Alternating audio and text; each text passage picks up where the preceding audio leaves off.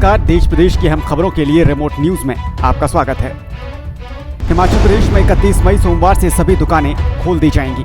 दुकानों का समय सुबह 9 से दोपहर 2 बजे तक निर्धारित किया गया है।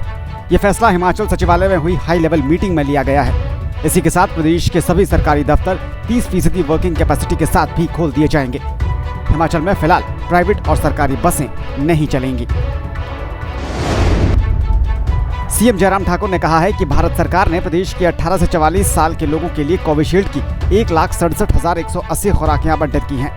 उन्होंने कहा कि प्रदेश सरकार के आग्रह पर केंद्र सरकार ने खुराक के कोटे में 46,630 खुराकों की बढ़ोतरी की है।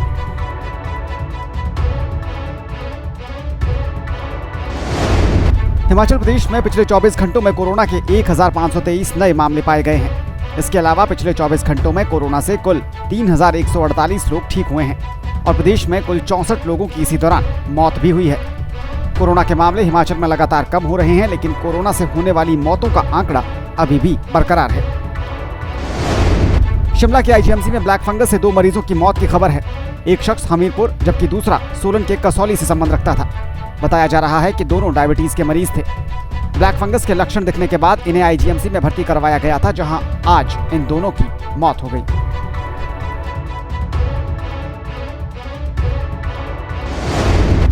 सीएम जयराम ठाकुर ने अधिकारियों को अलग अलग विकासात्मक परियोजनाओं को समयबद्ध तरीके से पूरा करने और उन पर विशेष ध्यान देने के निर्देश दिए हैं। सीएम मंडी जिले के सराज विधानसभा क्षेत्र की प्रगति और विकासात्मक कार्यों की समीक्षा बैठक की अध्यक्षता कर रहे थे। उन्होंने कहा कि अधिकारी उनके द्वारा की गई घोषणाओं को पूरा करने के लिए विशेष प्राथमिकता सुनिश्चित करें।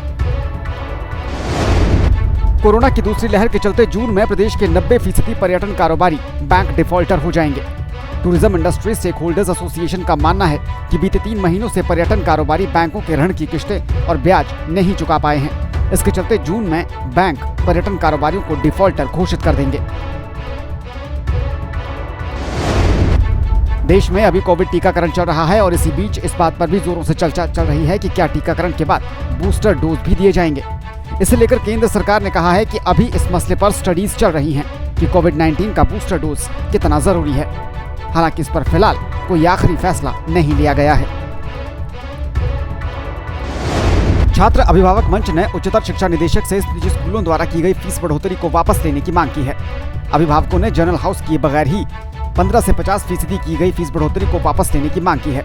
मंच ने कोरोना काल के इन 2 सालों में 15 से 50% फीस बढ़ोतरी को गैर कानूनी करार दिया है और इसे वापस लेने की मांग की है। बीते दिनों एलोपैथी को लेकर दिए गए बयान के बाद अब बाबा रामदेव का एक और बयान आया है। उन्होंने कहा है कि एलोपैथी तो 200 साल पुराना बच्चा है, जबकि योग और आयुर्वेद से बीमारियों का स्थायी समाधान होता है।